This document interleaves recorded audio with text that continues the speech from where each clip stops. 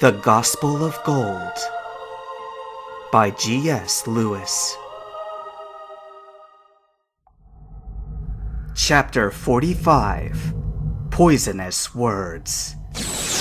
Koga's arena was another closed-in room, but its design gave Gold the impression that he had somehow been warped into a dark jungle. Trees and grass had been planted throughout the place, scarcest in the center floor, but far more prodigiously the closer they grew to the walls. In fact, Gold couldn't even see the walls. This place, though far less spacious than Karen's empty chamber, seemed somehow bigger. Furthermore, there was not a sound to be heard native to any jungle. No chirping of birds, chattering of insects, or croaking of reptiles. Yet for all that, Gold felt a dread watchfulness about the room, like the silence was merely a holding of breath. "I don't like it here," came Marina's whimper as she held her crocodile close. Will huffed. "This is far more tolerable than Karen's room. But it's good that you feel on edge. It means you'll take care to look for traps." "It's darker here than Karen's," complained Jinichi. "I can hardly see 10 feet in front of me."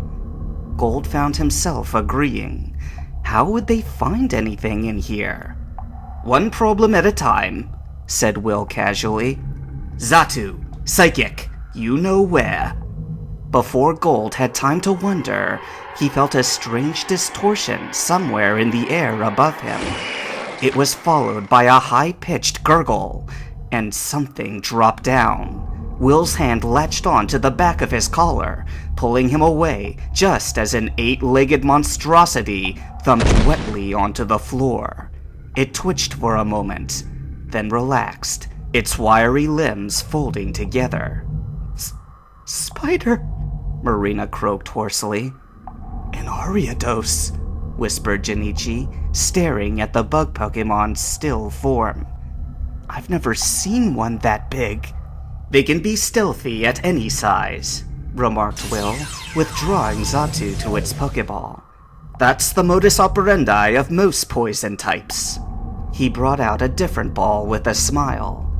"But we psychics can sense them, no matter how they try to hide. That's what makes us so formidable."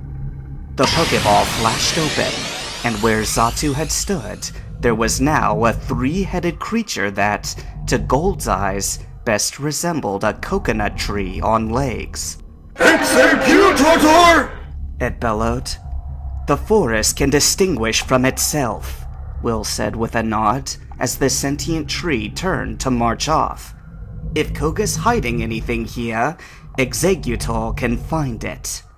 "And so can Meganium," Jinichi added, releasing his own grass type. Time was of the essence, but before he gave any command, Jinichi knelt by his starter Pokemon.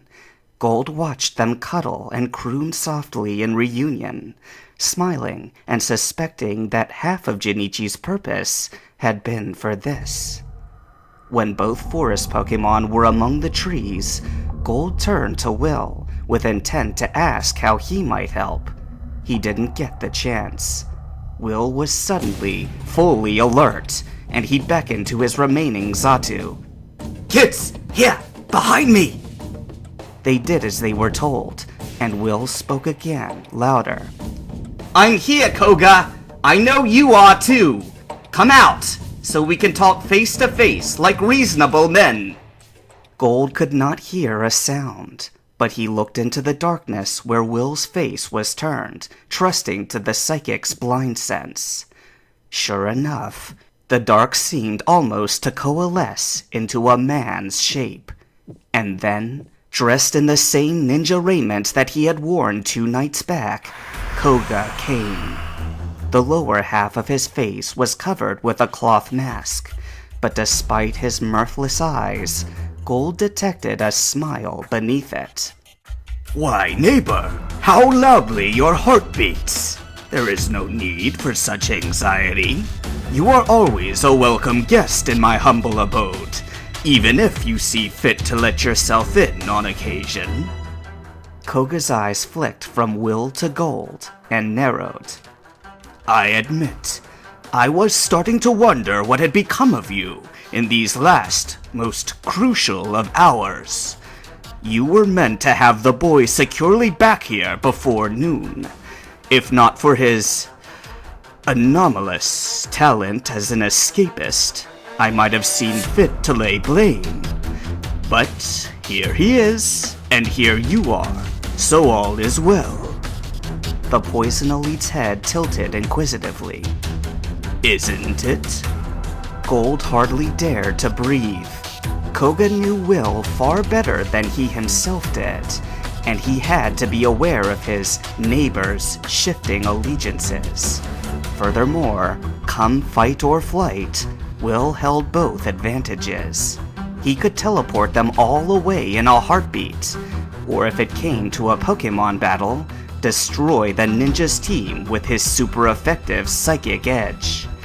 Yes, Koga knew, and he was treading lightly. You're still dressed in battle gear, Will observed, and Gold wondered how he could tell. Is the Blackthorn mission already over then? In a manner of speaking, replied Koga, and there was subdued triumph in his voice. It's a pity you missed it. Claire convinced us to let her take your place, though we forbade her from doing any fighting herself. She took great relish in crying, "Let's come out! Let's come out!" at the Blackthorn gym. Seemed to think there was some kind of ironic justice in it.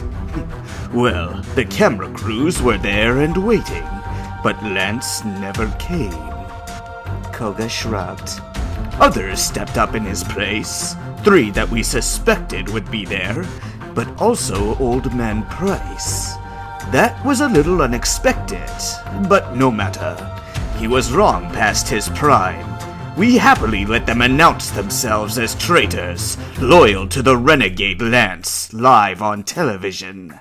Then, we showed them why we are the elites, and they aren't.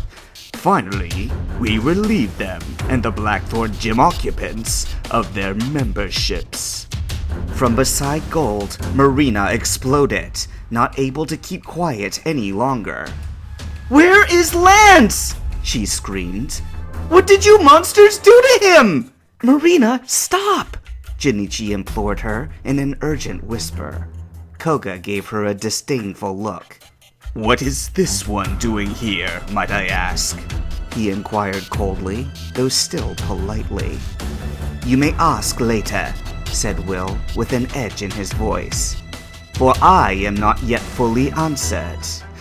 Ah, see? There goes your mind, completely blank, shutting me out before I can determine the truth of things. No matter, I can guess well enough. Will tapped his temple, smiling grimly. You're not being forthright with me, neighbor. I know the time you left headquarters, and the time you arrived in Blackthorn, down to the minute. 20 minutes have elapsed since your arrival, and your return just now. Do you expect me to believe that all has transpired as you claim, already? That things wrapped up so neatly that you could come back just in time to welcome your guests? Will scoffed. I think it more likely that you were alerted of intruders in your chamber. Rather than lingering in Blackthorn with Karen and letting the gods here handle it, you deemed the matter urgent enough to come yourself. Why, I wonder? Did you know that Faulkner, for instance, abandoned his post? Were you confident enough in Karen's prowess that she could finish the Blackthorn mission without you? Or... Here, Will's voice dropped all pretense of banter and grew nearly as cold as Koga's. Could you afford to leave because your mission had already been accomplished? Don't try to misdirect me again, Koga. This girl here may not belong, but she speaks for me also. What of Lance?